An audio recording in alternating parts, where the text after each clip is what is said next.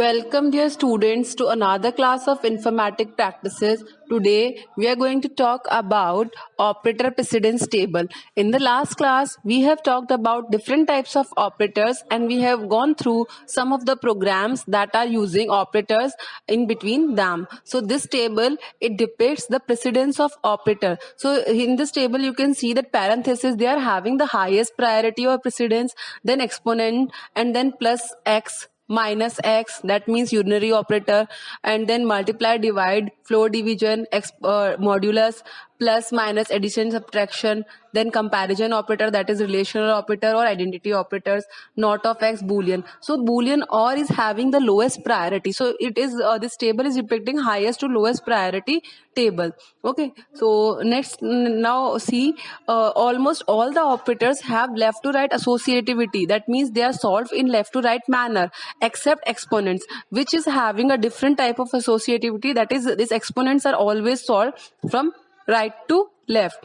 That means in case of multiple operator with same precedence other than exponent, we will follow an approach that is left to right associativity to evaluate or calculate that particular expression. Okay, and in the case of exponent, we will follow the right to left precedence. Okay, this is all about the operator precedence. Next topic is mutable and immutable data type. Maybe you will find it initially difficult, but please be with me so that you can understand this mutable immutable clearly. So its mutable means, first of all, you have to see the meaning of mutable immutable. Mutable means the data types that can change themselves, that are in place, that is that particular place, that is known as mutable, that is modifiable. And non-mutable means the data types that cannot change their values in place. So this is the just definition of mutable immutable. Now we will see more about mutable immutable data type. Immutable data type means that can never change their value in place. That means that particular place, it will not change, and this in place thing will be more clear to you with the help of diagram that is shown in next slide. So see, in Python, following data types are known as immutable. That means integer, float, boolean, strings, and tuples, they are known as immutable data type. To understand this, we are taking an example code. P is equal to 5. That means P is having a value 5, and we are assigning the same value in Q. Okay, and R is also having a 5 value. Please consider this Q is equal to P is a small p. Okay, this is written wrong. So these all the three are having 5 value. So we'll assign 5, 5, 5 to P, Q, R. Now we are changing its value.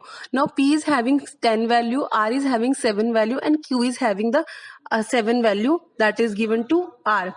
So after reading the above code, you can say that the values of integer P, Q, R could be changed effortlessly, since P, Q, R are integer type. So you can think that integer type can change their values, but it is not the case. Now let's see, on this slide you can see immutable data types are categorized: strings, integers, floating point numbers, and tuple. They are counted in immutable data type. Now understand it more. See this diagram. So what is the value of P? It is 5. Q is also having the same value P, that is 5, and R is also having the same value 5.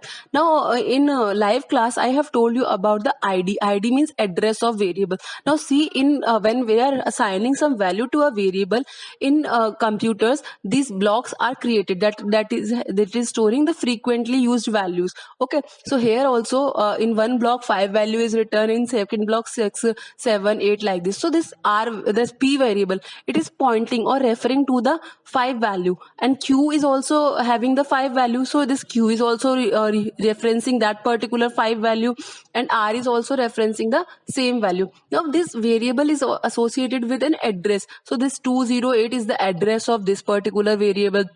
6 is also having some address, 7 is also having. So these are the you can say variables. Internally Python keeps a count of how many variables are referencing to a value. So here 3 variables are referencing to the same value, and each integer value is an immutable object. That's we can check it with the function that is id, and id returns the memory address to which a variable is referencing means pointing. Okay, so now all these 3 variables are pointing to the same memory location, so it is immutable.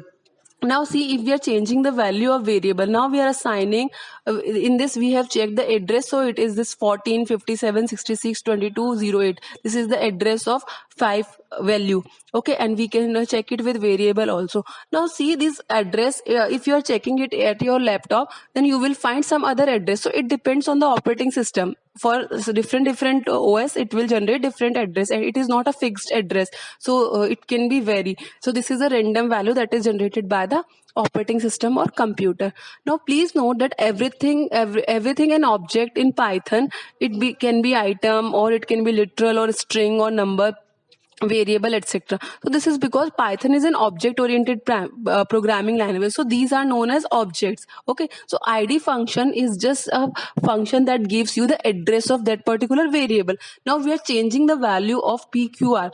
Now here p is assigned a value 10, r is assigned a value 7, and q is also assigned the same value, that is 7, that is r. Okay, now this r and q, they are pointing to the same value, and p is pointing to the different value. See this slide here. So now the values are changed, their references are changed. So this is the meaning of immutable. That means their values are not changing in place, they are just referencing to the other values. Now this r and this p, and p is referencing to 10, it is having a different address, and q and r, they are referencing to 7. So they are referencing, the two variables are referencing to 7, and one variable is referencing to 10. So this count reflects the current two identifier variables referencing to the values, and that can also be checked with this id method. So see, id of 10 is 288 in the last, and if you are checking that id of 10 or p, they are on the same address. So this is the thing that we call immutable data type. That means these values are not changed in place, we are just changing the reference to the different variable. Clear? Next is mutable. Mutable means that in same memory address new value can be stored. That means it is not changing the reference, it is just changing the values in that particular place. आप ऐसे समझ लो, इसको एक container है, अगर हम immutable की बात करते हैं तो वो दूसरे कंटेनर को रेफर करेगा अगर दूसरी वैल्यू है, तो अगर दूसरा सामान रखा है उस कंटेनर्स में, ठीक है। और अगर हम म्यूटेबल की बात करते हैं तो हम अगर उसकी वैल्यू चेंज कर रहे हैं तो वो उसी पर्टिकुलर कंटेनर में चेंज हो रही है, रिप्लेस हो रही है, ओवरराइट हो रही है, ठीक है। अब let's talk about mutability. So mutable, this is also immutable, that t is having a 5 value, and we are checking its id. So it is clear that variable names are stored as a reference that is pointing to a value. Each time we can change the value references memory address changes. Okay, and now let's see about immutable. So in immutable, the mutable types are those whose value can be changed in place. So these data type, list, dictionary, and set, they are known as mutable because we can change their value in place. And these are list, dictionaries, and sets. So to change a member of a list, you can write the code like this. Check is the name of a list, and we are having a value 2, 4, and 6, and now we want to change the value at first place, that is first index. In place of 2, we want it as a 40. So you can write with this square bracket, we can access the particular element. So check 1 is equal to 40. Now see, 1 means it is the indexing starts from 0. So 2 is at 0 place, 4 is at 1 place, and 6 is at 2 place. So we are changing 1 place, that is in place of 4. Now it will be 40. So if you will write like this, it will give you this result. So id you can check. So this id is given here, and if you're checking the id of check again by assigning the same value, you will get the same result. This is all about mutable, immutable. Let's talk about debugging. Debugging means whenever we are executing a program, then we will find some errors, or then we have to fix those errors. So due to errors, a program may not execute or may generate wrong output. So there are three types of errors. First is syntax error, that is in the way of writing the code. Second is logical error, that you are writing a different logic, it is executing but it is not giving the result as you want. And third is runtime error, that during running the program you will find some error if you are giving us some input that is not acceptable as per the code. So such type of error is known as runtime error, that is during execution. So let's talk about syntax error first. So in syntax error, Python has some rules that determines how a program is to be written, that we have seen in like naming a variable also. If we are giving a wrong name to a variable, then that is not acceptable by the interpreter. So similarly, that is the way of writing a program. It is known as syntax. So the interpreter can interpret a statement of program only if it is syntax wise correct or syntactically correct. For example, here you can see a parenthesis must be in pairs, so the expression 10 plus 12 is syntactically correct, whereas 7 plus 11 without a bracket, it is not due to absence of right parenthesis, it is considered as syntax wise wrong. Okay, if any syntax error is present, the interpreter shows the error message and stops the execution there itself. Such errors need to be removed before execution of the program. So this is about syntax error, that you have to write the proper code with the rules, syntax rules. Okay, next type of error is logical error. A logical error or error is also sometimes known as bug and called semantic error. Semantic means logic should be grammatical, you can say, does not stop execution. This logical error, it does not stop execution, but program behaves incorrectly or it is not giving you the result as you want. That means undesirable results you will get. Since the program interpreter successfully complete execution when logical errors are present in it, but sometimes difficult to identify these errors.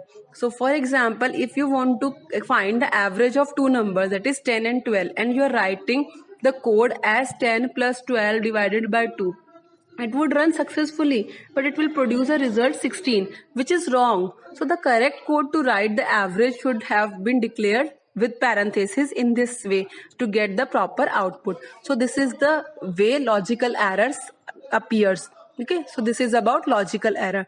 Next type of error is runtime error. Runtime means that errors causes abnormal termination of the program while executing it or running it. So runtime error is when the statement is correct syntactically, but interpreter cannot run it because of some mistakes. Like if you are dividing some value with 0, it is equal to infinite. So the process of identifying and removing logical and runtime error is called debugging. Process is known as debugging. We need to debug means fix a program so that it can run successfully and gives you the required or desired output. Okay, so this is about the different types of errors that can occur within a program. Okay, that's all for today. Thank you, students. We will continue this in the